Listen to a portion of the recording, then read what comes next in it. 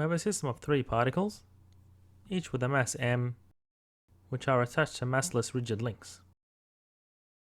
And we're asked to find the moment of inertia about the local z-axis passing through particle A. So this axis points out of the screen. And this is the definition for the moment of inertia for a system of particles. So the moment of inertia of particle A is as follows. And for particle B, and for particle C, the radial distance of that axis is obtained using Pythagoras' theorem. So therefore we have mass by root 2r squared squared,